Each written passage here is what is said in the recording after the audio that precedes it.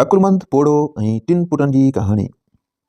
से मुंहिंजा ॻाल्हि था कनि त कंहिं हिकिड़े मुल्क में हिकिड़ो पोड़ो शख़्स रहंदो हो जंहिंखे 3 पुट हूंदा हुआ। साईं ॻाल्हि था कनि त पोड़ो शख़्स जॾहिं पीढ़ी में अची पहुतो ऐं पंहिंजी हयाती जे पछाड़िकनि ॾींहंनि में हो त पंहिंजे टिनी पुटनि खे सॾे करे पंहिंजे साम्हूं विहारियईं ऐं पोइ पंहिंजी समूरी मिल्कियत हिकु जेतिरनि हिसनि में विराए पंहिंजे टिनी पुटनि जे हवाले करे छॾियईं।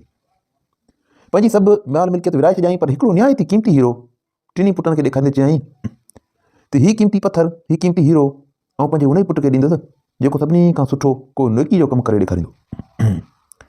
साईं मुंहिंजा पीउ पंहिंजी समूरी मिल्कियत विराए छॾी, बसि हिकिड़ो क़ीमती हीरो रखियो ऐं ॻाल्हि पंहिंजे पुटनि खे चयईं।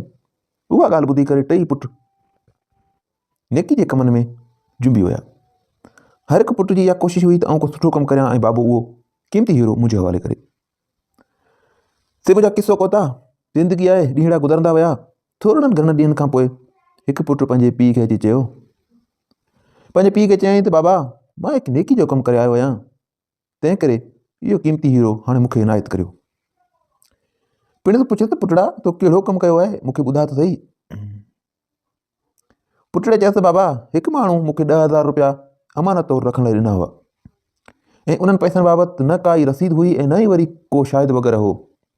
हुन सिर्फ़ु उहे पैसा मूंखे ॾिना हुआ, सिर्फ़ु उनखे ऐं मूंखे ई ख़बर हुई। ऐं बाबा, कुझु वक़्तु गुज़रण खां पोइ जॾहिं हू शख़्स मूं वटि वरी आयो आहे त काल्ह मूं हुनखे पंहिंजी अमानत जेका हुन घुरी सा वापसि मोटाए ॾिनी अथमि ऐं मां हिकदमि हुनखे बिना कंहिं देरि जे उहा अमानत मोटाए उनजे हवाले कई आहे। हालांकि जेकॾहिं मां इनकार कयां हा ऐं न ॾियां हा त हू मूंखे कुझु बि न करे सघिया, छो त हुन वटि का बि रसीद वग़ैरह का अथॉरिटी न हुई। ते मुंहिंजा पुटड़े पंहिंजे पीउ खे पंहिंजी नेकी जो कमु ॿुधायो। पुटु चयसि त बाबा, भला इन खां वधीक ॿियो को नेकी जो कमु थी सघे थो? पोड़ो साईं खिली पियो। अकुलमंद अॻे हो पोड़ो सो खिली पियो। चयईं त पुटड़ा, नेकी जो उहो त मामूली कमु आहे जंहिंखे का एतिरी अहमियत नथी ॾेई सघिजे। पैसा मोटाए ॾियण सां का वॾी ॻाल्हि न आहे, वधि में वधि उहो थियो त तूं हिकु गुनाह खां बची वएं। ऐं हा, जेकॾहिं मुंहिंजे 2 पुटनि मुंहिंजी हयाती में तोखां वधीक को सुठो अमल न कयो ऐं सुठो नेकी जो कमु न कयो त इहो हीरो तुंहिंजो थींदो। बहरहाल अञा वक़्तु आहे, ऐं अञा जीअरो आहियां, पर जे आउं मरी वियुसि त इहो क़ीमती हीरो पोइ तुंहिंजे हवाले थींदो। साईं कुझु अरसो गुज़री वियो। कुझु अरसे गुज़रण बाद उन झूने पोड़े जो, अकुलमंद पोड़े जो हिकिड़ो ॿियो पुटु बि आयो।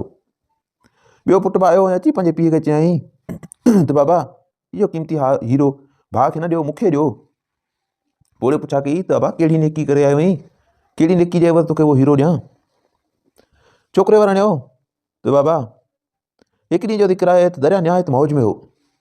इतफ़ाक़ सां हिकु नंढो छोकिरो पुल तां किरी पियो ऐं पाणी में ॿुॾणु लॻो। उन वक़्तु छोकिरे जा पीउ माउ ऐं ॿिया केतिरा ई माण्हू पिणु उते मौजूदु हुआ, पर कंहिंखे बि एतिरी हिमत न थी जो दरिया जे मस्तु मौजनि में लही सघे ऐं छोकिरे खे बचाए सघे। बाबा साईं, मां पंहिंजी जान खे ज़ाहिर ज़रूर ख़तरे में विझी दरिया में काए पियुमि ऐं अलाह पाक जे फज़ल सां छोकिरे खे सही सलामत ॿाहिरि कढी आयुसि ऐं पंहिंजे माउ पीउ जे हवाले करे आयुसि। बाबा साईं, इन खां वधीक नेकी या क़ुर्बानी जो ॿियो को उम्दा मिसाल थी सघे थो? साईं मुंहिंजा पंहिंजे पुट जो, ॿिए पुट जो इहो किसो ॿुधी करे पोड़े चयो त बाबा, हमदर्दी ऐं इंसान थियो उहो त आम रिवाजी कमु आहे।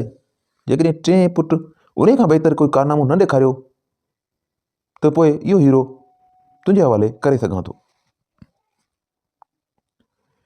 साईं 2 पुटड़ा पंहिंजे पीउ जे फ़ैसिले ते इंतज़ार में हुआ त हाणे कंहिंखे तो हीरो मिले।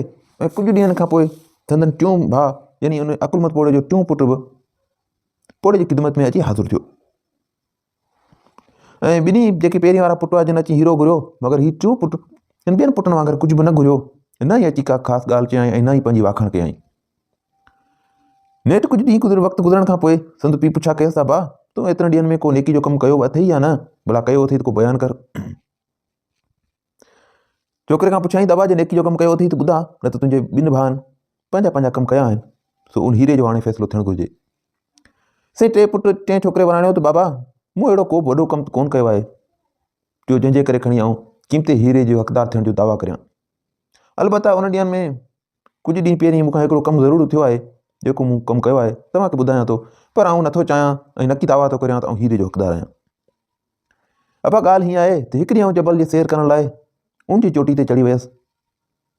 चोटी ते वेंदे वेंदे छा ॾिसां त मुंहिंजो हिकिड़ो जानी दुश्मन, मुंहिंजो इंतिहाई ख़तरनाक जानी दुश्मन शराब जे नशे में मस्तु सफ़ा धुत थियल जबल जी चोटी वटि अहिड़े नमूने सां बेहोश पियो आहे अहिड़े नमूने सां पियो आहे जेकॾहिं थोरी बि चुरपुर कंदो त एतिरी बुलंदी तां को किरी ज़रूरु ख़तमु थी वेंदो। जेतोणीकि मुंहिंजो त पको दुश्मन हो, तंहिं हूंदे बि मां हुनखे बेहोशी जी हालत में उतां खयो ऐं पंहिंजे मुंहं खे कपिड़नि सां अहिड़े नमूने सां ढकियमि जो जेकॾहिं हू जागी बि खणी पवे ऐं ॾिसे बि सही त मुंहिंजी सूरत खे सुञाणे न सघे ऐं शर्मसार न थिए, छो त हू मुंहिंजो दुश्मन हो। ऐं राति जी उंधाई में उन खे पंहिंजी पुठीअ ते खणी संदसि घर में पहुचाए आयुसि।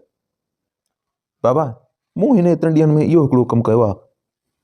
पंहिंजे टे पुट बादशाह पोड़े अकुलमत पोड़े जे टे पुट इहा ॻाल्हि ॿुधाई। मुंहिंजा ॻाल्हि था कनि त पोड़ो अकुलमत पोड़ो पुट जी इहा ॻाल्हि ॿुधी ॾाढो ख़ुशि थियो ऐं यकदमि उहो क़ीमती हीरो संदसि हवाले कंदे चयाईं त पुटड़ा, सचपच तुंहिंजी नेकी साराहण जोगी आहे ऐं हक़ीक़ी नेकी इहा ई आहे। हिन क़ीमती हीरे जो तोखां वधीक ॿियो को हक़दार नथो थी सघे।